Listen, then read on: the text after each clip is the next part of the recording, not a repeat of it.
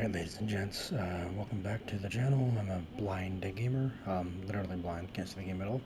How is Diablo 4 after, what, about 6 or 7 months of the game being out, as far as accessibility goes? Well, I'll give you my experience with the beta and launch and what we are today.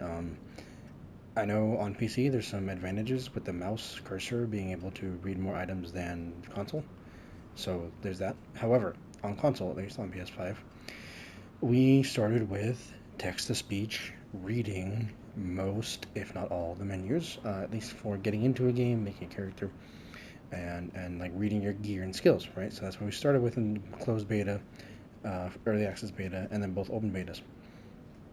And then we get to launch day, in which the accessibility is improved a bit. If I remember correctly, the launch, or very close to launch, was an update where it reads your region or subzone you're entering, as in, so you're walking around, you find this zone, okay, you're in this zone now. It tells you when you enter a world event, it tells you when you get close to your certain quests or whatever objectives, right? The other big thing we noticed pretty easily, in fact, was whenever you pin something on the map. You pull up the map, hit square or X on whatever controller you're using, and it pins something on the map. You walk over that direction when you get out of the map, and eventually when you get close enough, it'll tell you you've reached your destination. This is very useful for finding objectives in dungeons, finding side quests, other players, different interactables, whatever. So there's that. Now, the most recent iteration of the accessibility, which primarily revolves around the screen reader, it does read all of the vendor menus. So if we go over, let's go over to the blacksmith, down here a little bit.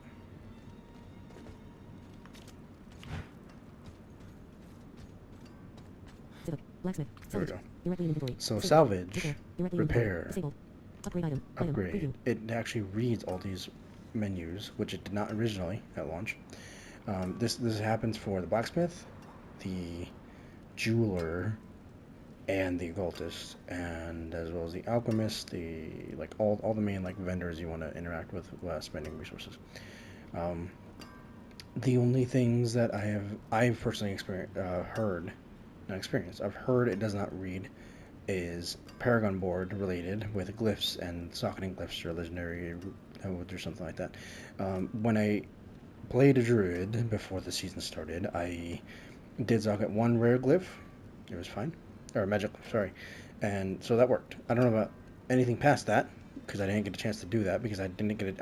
I still haven't gotten a chance to try Nightmare Dungeons yet. I'd love to play Nightmare Dungeon. I am sorry for failing to speak. I am tired. I'm running off 3 hours of sleep. I just got home from work. So,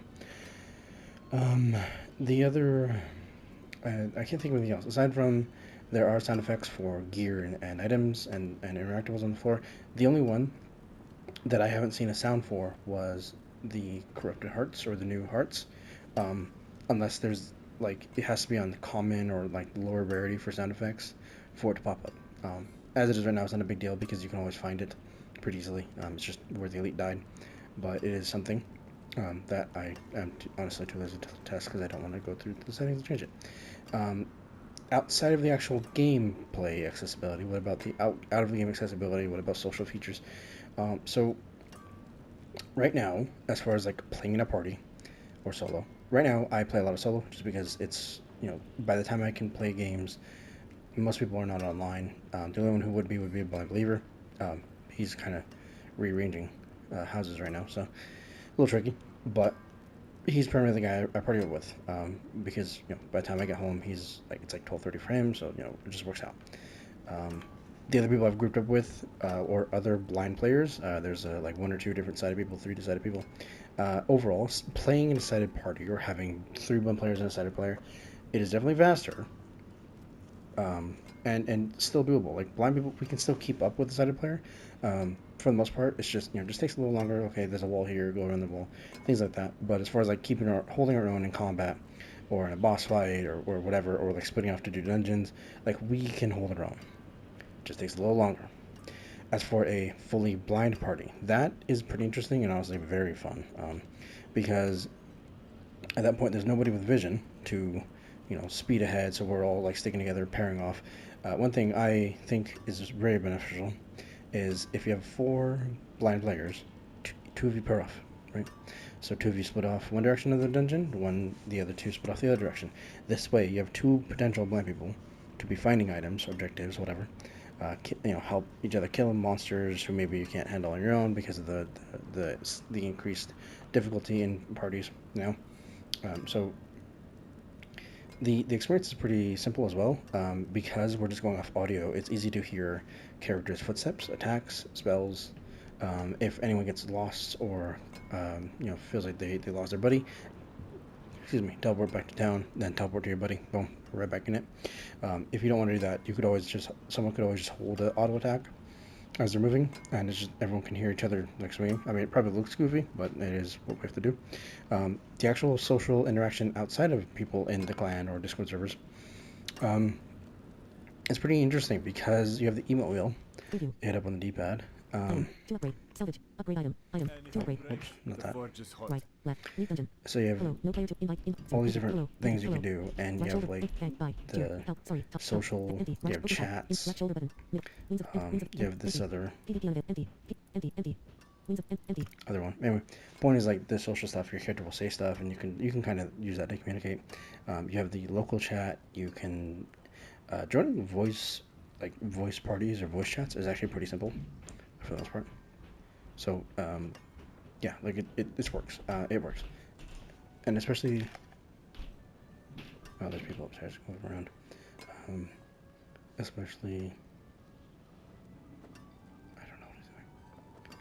Confusing. Anyway, especially when it gets to random world events and random players, they're able to quickly help me or whatever, and then you could find them and help them.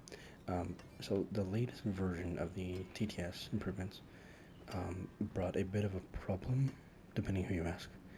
So right now in a fight, whenever you're partied up or even by yourself, it'll read your health, barrier, fortify, your main resource, if you're vulnerable, which that one's actually pretty nice. But the problem with that is it reads it all constantly, and to the point where it is like a massive string of audio that is interrupting the gameplay, so you can't hear the enemies to dodge attacks or dodge puddles or dodge whatever, or get away, or like telegraph the attacks or whatever. So like the information is nice, however, it is also a problem because now we can't, or at least it's hard for me to hear the fight. It got to the point where eventually I usually turn off the TTS for like big long fights. Short fights I kind of leave it, but it definitely gets in the way for me. It's definitely more of a problem when you have other blind players, because then everyone hears the same thing and no one can hear the game. But we have word that they're fixing it, so that's a nice thing. I'm trying to think what else I can think of that they've improved. So they have the TTS improvements. Like that's the thing, is the thing that makes this game work as a blind player is the TTS, and that's sort of how I view ARPGs or RPGs in general. Because realistically, that's what a majority of the problem is. It's not the combat necessarily. Combat, for the most part, we can always just figure it out and be patient and listen to the game and understand it. Combat's the easy part. The gear and builds and skills and stats and is like tricky because it takes so long to read the text with our phones or laptops or whatever. And then the actual navigation or movement around the game world, that's also the hard part. Like, combat's the easy stuff. Like understanding fights and learning bosses and stuff, that's the easy part. Navigation and gearing and building are like the two tricky parts. And currently, as far as I'm concerned, they've got all three down for fully blind players, like no vision at all kind of players. So we can handle the combat, and we can handle the gearing and builds and inventory and stuff.